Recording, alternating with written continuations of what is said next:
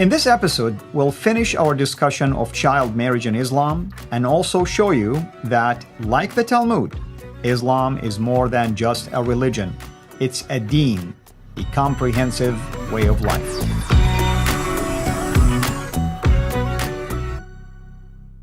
Last time, it was a tough show. We had to really unpack the many rulings concerning chapter 65, verse 4 of the Quran, the pretext basically to child marriage, which is one of those embarrassing verses in the Quran that you find a lot of Muslims basically trying to hotly debate you on and try to argue that the Quran does not really basically discuss the child marriage, meaning marriage of a child wife who is under the age of puberty. But what we have shown you last time, and possibly even continuing today, proves otherwise. With me here to unpack all of this, as always, our dear brother Lloyd De Jongh, who is joining us virtually into our studios. Lloyd, thank you so much, brother, for joining us, and we appreciate the work that you've done. And I have to admit, brother, it was a very tough show for me last time. I know, it's hard to read that. It's very hard, but this is the truth. This is what is consistent across every single school of fiqh in Islam. So what are we going to cover today by way of at least building upon what was discussed last time? So I'm going to finish the discussion that we had on 65.4, just add one or two more rulings. Then we're going to look at what is the Sharia, just introduce a definition of the term. And then we'll look at what is a deen. We discussed that in one of the earlier shows. What is a deen? Islam is not a religion. It defines itself as a deen, and we need to get to know what that is. Wonderful. So please, go ahead. Okay, so to continue from our discussion on Quran 65.4, let's have a look at the rulings, or a ruling on stoning, adultery, and on remaining a virgin. It says here in ruling O12.2, if the offender is someone with the capacity to remain a virgin, then he or she is stoned to death. Defined in section O12.6, what they mean by stoned to death. It explains here what kind of stones and how to kill that person with the stones. And if it is someone with the capacity to remain chaste, meaning anyone who has had sexual intercourse at least once with their spouse in a valid marriage and is free of age and sin and so on. However, notice here, a person is not considered to have the capacity to remain a virgin if he or she is prepubescent at the time of marital intercourse. So, yeah, I hope that clarifies that this person, in fact, doesn't have the capacity to say no. They do not have the capacity to remain a virgin if they are prepubescent at the time of marriage. In other words, they cannot say no to their husband. I see. All right. Say again, please, Al-Fadi. No, I said, I see. I mean, it's very clear. Yep. Okay, moving on to the next one. Yep. Right. So now let's look at rules, regulations, legalistic thinking.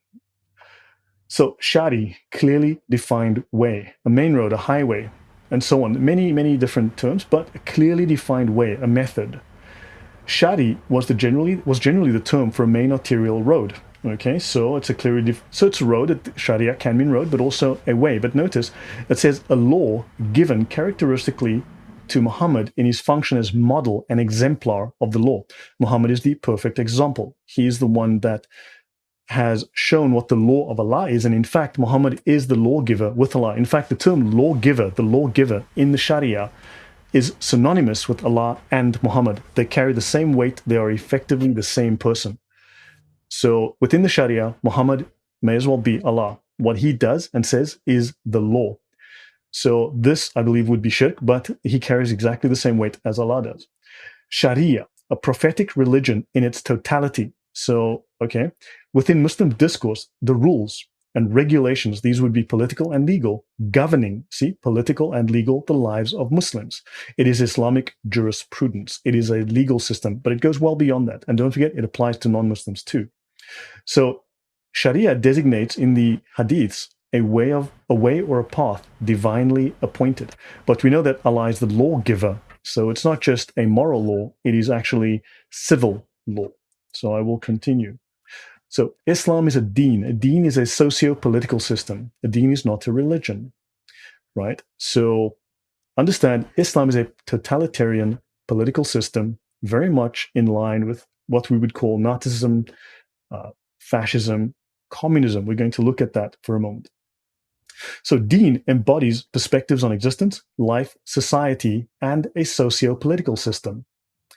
Islam is a complete and competing ideology and a system of life and society, a political, ideological system. For Muslims, Islam emerges as a superior ideology, towering, far, far superior, perfect, in other words, over any other isms, take capitalism or whatever system you follow, and the resultant socio-political systems. A deen is a political framework for managing mankind's affairs, not the affairs of Muslims, the affairs of mankind, a political framework. So the linguistic meaning, what does deen mean? So the famous classical Arab dictionaries, Al-Qamus al-Muhit and Lisan al-Arab, this is 20 volumes. This is the earliest, the largest, and these two are the most popular of the Islamic dictionaries. They state that there are four meanings of deen. One, subjugation and dominance. Ownership, government, administrative or legislative authority. Does any of that sound religious to you, Fadi? No, it does not really. I mean, it seems like everything, hopefully, people are noticing, it's based on man-made rules. I mean, that's what it is, including Muhammad, of course. Yes. Two, obedience and bondage. Bondage, subordination and dominance under the power of others. So let me repeat that. Obedience and bondage, subordination and dominance under the power of others, being dominated by others.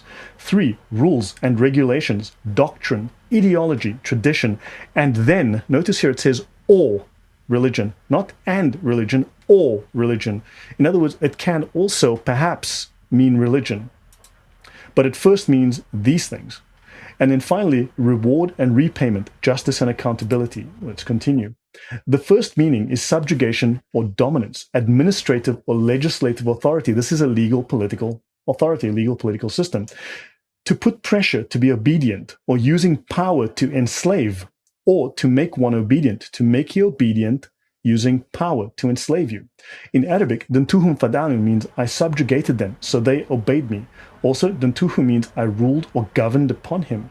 Thus, the word Dayan is used to indicate a person who dominates and rules over a state, over a nation, or over a tribe. Again, political dominance, a totalitarian political system. The second meaning is obedience and bondage, subordination and domination by someone, and bearing humiliation under subjugation and the power of others. Domination by someone and bearing humiliation under subjugation and the power of others. The obedient tribe is called Qawmun Dayinun. Here, al-Din does not mean religion, it means obedience. And let's continue. Let's put this in a list. This is not, I'm sure this list can be expanded. Let's have a look. Ownership, government, administrative authority, legislative authority, subordination, dominance, doctrine, ideology, tradition. And then number 10, this is the one that everyone argues about. Oh, Islam's a religion. Well, that's number 10 in the list of priorities. Number 10. So in other words, there are two more, justice and accountability, and we are stuck here seeing Islam only at this level. Your thoughts, Fadi, before I continue? And we're ignoring all of the rest. We're ignoring all of the rest. Your thoughts, no, please continue. No, not a problem. You're doing a great job. Thank you. Okay. So briefly, Hebrew and Jewish origins. Deen means law in Hebrew. Now, of course, if you look up any of these words, you can find 2 or 3 or a dozen or 500 different meanings, certainly. But we'll just define it. We'll confine ourselves just to this for the moment. This is accurate, sufficiently accurate. So deen means law in the Hebrew. Notice they've taken the word deen from the Hebrew. And Islam is the deen al-haq, meaning the truth or the right. Conversely, Christianity or Judaism are the deen al-batil, the false, the void religions, the religions of Satan. Batil being a name of Satan. Deen is the same word as the Jewish haq, the statutes. So notice the deen ul-haq. And here you've got the Jewish haq. This should show you that they've taken this concept directly out of the Talmud. Now, this is not to say they've only taken Jewish law, but they've taken significant amount of what created the Sharia straight out of the Talmud and out of Jewish law.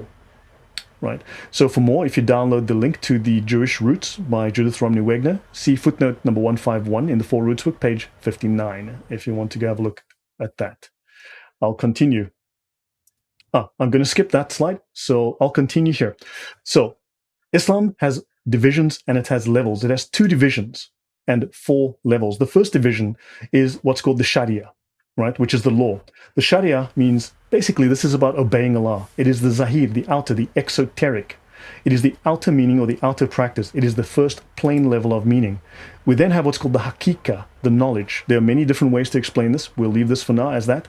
Hakika means to know Allah, to know the personality of Allah, the mystical appreciation, understanding of Allah. This is the batin, the inner or the esoteric, the secret knowledge. It is the inner, direct, personal knowledge and experience, or the gnosis of Allah. You must understand that when you read the Sharia, it explicitly claims that Islam is a Gnostic religion. It explicitly claims that its top scholars are Gnostics. This is confirmed within the Sharia. And there are 4 levels. I'll briefly run through those before we end. There are 4 levels. So you have 2 divisions, the Sharia and the Hakika. Obeying the law and knowing Allah, right? The external, the internal, the first plain level of meaning, and this deeper spiritual mystical level. The ibadah is the literal, the zahir. So it's the ibadah, the ishara, the lataif, and the haqa'iq. You have implied, allusion, sign, gesture, a more subtle level of meaning. This is the level for the lay Muslim. This is for your imams, for some imams. Not all imams are of the same level of training. Then the lataif, this is your 3rd level, the nuances, the subtleties, and then the haqa'iq, the reality, the truth, the divine essence. This is for your highest level of imams. This is for your highest level of Islamic scholars. And, well, I'll pause here, Al-Fadi, and we'll continue. I think this should be sufficient to introduce this. Thank you so much, brother. And I can, appreciate the fact that people now can see the correlation between the Talmud, the Jewish Talmud, and the Sharia. And I like the way you basically is taken as systematically, methodically,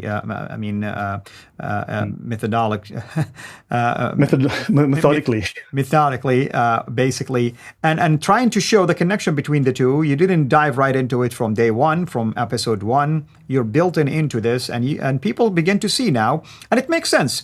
Islam needed a law, and it has to develop that law, and over the course of time, of course, began to adapt and enhance and innovate and improve. And no doubt, Islam probably have its own unique ways of doing things, but it has to build it upon something that was commonly known. So thank you so much for doing that, brother. Yeah. If I may add one thing, Al-Fadi, the ibadah is the level of the lay Muslim. This is the level of knowledge he is legally allowed to have, and this is where the Quran exists. The Quran literally is the lowest level of knowledge in Islam. And this is where the hadith, or some of the hadith, sit as well. So this is the lowest level of knowledge. The Quran means this is the basic lowest level. And that's what we said earlier. If left to the Quran alone, a lot of Muslims will not know what to do with many things, obviously, including like how many times to pray, how to pray, and all that kind of stuff. So thank you for highlighting that. Everyone, this is Al-Fadi. Until we meet again next time, have a blessed day. Thank you for watching this video. Be sure to like and subscribe to our channel, Shariah International, and click on the bell so that you receive notifications whenever we publish a new video or go live. I would also like to appeal to you to consider becoming a Patreon patron by clicking the link right below. By doing so, you can give towards the production of these videos. There are also other options for you where you can give to our channel. I thank you from the bottom of my heart.